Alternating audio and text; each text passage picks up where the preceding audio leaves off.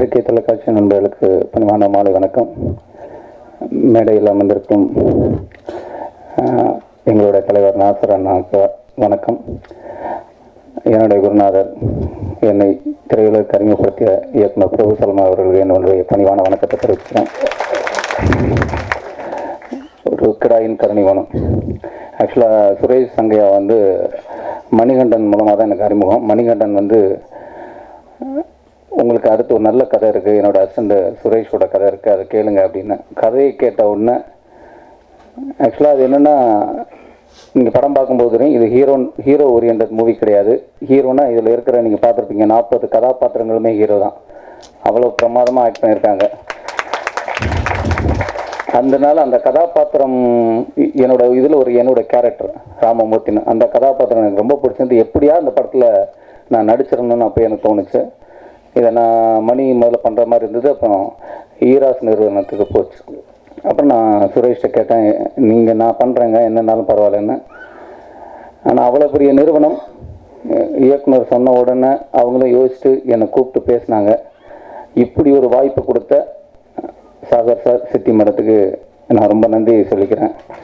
ஏன்னா இந்த படம் பார்க்கும்போது நான் ஒவ்வொரு தரையும் சொல்லுவேன், எல்லோரும் என்னை பார்க்கும்போது இன்றைக்கி வரை என்ன பேசுகிறாங்கன்னா, மைனா மாதிரி ஒரு படம் கொடுங்க சார், மைனா மாதிரி ஒரு படம் கொடுங்க. மைனாவை தான் ஃபஸ்ட்டு சொல்லுவாங்க. நானும் ஒவ்வொரு படங்களையும் நானும் சொல்லுவேன், இது மைனா மாதிரி எனக்கு ஒரு படம் கொடுக்குங்க, இந்த படம் மைனா மாதிரி இருக்குங்க திருப்பி. ஏன்னா எனக்கு ஒரு ஆசை தான் அந்த லெவலுக்கு ஒரு படம் வேணும் அப்படின்னு. அப்படி மாதிரி மைனா மாதிரி மனசுக்கு நெருக்கத்தில் வச்சு பார்க்கக்கூடிய படம் அது இருக்கும். அதில் நான் உறுதியாக சொல்லுவேன், அந்த அளவுக்கான ஒரு சிறந்த படம். இந்த படம் எல்லாம் முடிச்சுட்டு இதில் ஒரு சம்பவம். ஏன்னா அந்த படத்தில் கதாபாத்திரங்களை நீங்கள் ஒவ்வொன்று இப்போ பேசுனதை வச்சே சொல்லியிருக்கலாம், இவங்கெல்லாம் எப்படியெல்லாம் ஆக்ட் பண்ணியிருப்பாங்க. ஏன்னா நாங்கள் இப்போ ஒவ்வொருத்தருடைய கதாபாத்திரங்களுடைய குணாதிசயங்கள் இதில் தெரிஞ்சுது. இந்த படம் பண்ணும்போது ஒரு கதாபாத்திரம் நடிக்கிறதுக்கு ஒரு ஆக்டர் இது இருந்தால் நல்லாயிருக்கும் அப்படின்னு ஒரு பெரிய ஆக்டர்கிட்ட அந்த கதையை சொல்ல போனோம். சுரேஷ் போய் சொல்ல போனார். அவங்க கதை கேட்டாங்க.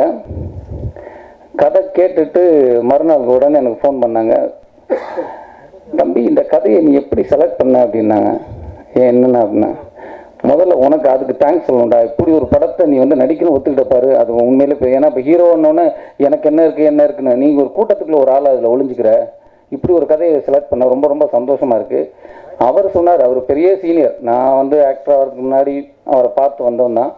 அவர் சொன்னார், என் லைஃப்பில் இப்படி ஒரு நான் கதை கேட்டதில்லை, அப்படி அருமையான கதை.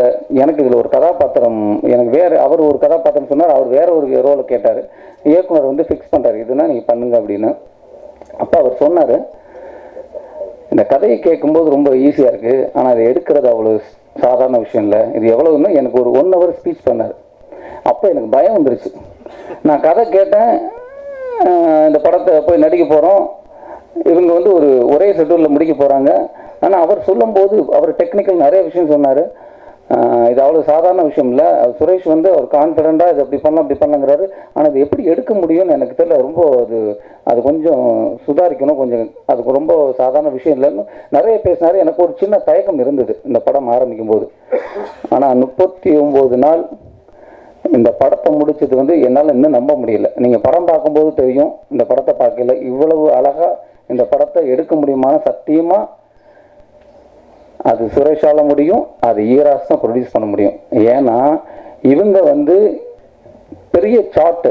என்கிட்ட பிரசாத் தானாவும் சரி ரமேஷ் அண்ணா வந்தாங்கன்னா ஒரு சார்ட், நான் எத்தனை மணிக்கு ஷூட்டுக்கு வரணும், எத்தனை மணிக்கு காஃபி குடிக்கணும், எத்தனை மணிக்கு போய் சாப்பிடணும், எத்தனை மணிக்கு உங்களுக்கு பிரேக் இருக்குது, எத்தனை மணிக்கு 5 மணிக்கு ஆச்சு நீங்கள் இல்லை உங்களுக்கு கார் இருக்குன்னு எல்லாம் பிளான்டு, பக்கா பிளான். அந்த பிளான் இருக்கிறதுனால தான் இது இவ்வளவு கரெக்டாக முடிஞ்சதுன்னு என்னால் நம்ப முடியுது. அதே மாதிரி பொதுவாக சொல்லுவாங்க, ஒரு இயக்குனரும் கேமராமேன் 2 கண்ணு மாதிரி 2 பேரும் ஒத்துழைப்புன்னு. நானும் பார்க்குறேன், இன்னைக்காக ஒரு நாளாக தான் அவங்க 2 பேரும் சண்டை அடிச்சுக்குவாங்களான்னு.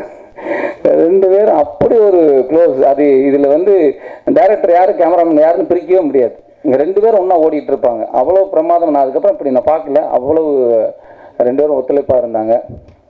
அப்புறம் பிரவீன் அண்ணா அவரும் அதுதான் கதையை கேட்டுட்டு எனக்கு ஃபோன் பண்ணி சொன்னாங்க, யதார்த் நீ லைஃப்பில் ஒரு பிரமாதமான படத்தை செலக்ட் பண்ணியிருக்க, கண்டிப்பாக நீ இந்த மாதிரி செலக்ட் பண்ணாலே உனக்கு ஒரு நல்ல கேரியர் இருக்குது அப்படின்னாங்க.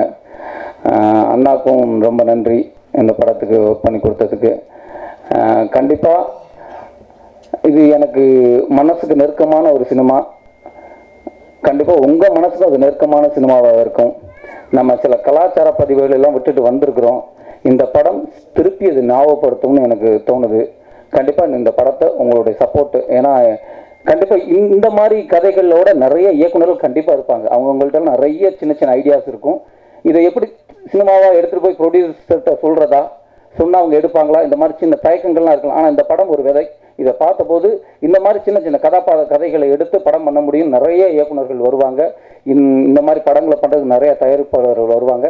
அதுக்கு இந்த படம் மிகப்பெரிய வெற்றி அடையும். அது உங்கள் கையில் இருக்குது. நீங்கள் எங்களுக்கு சப்போர்ட் பண்ணுங்கள். நன்றி, வணக்கம்.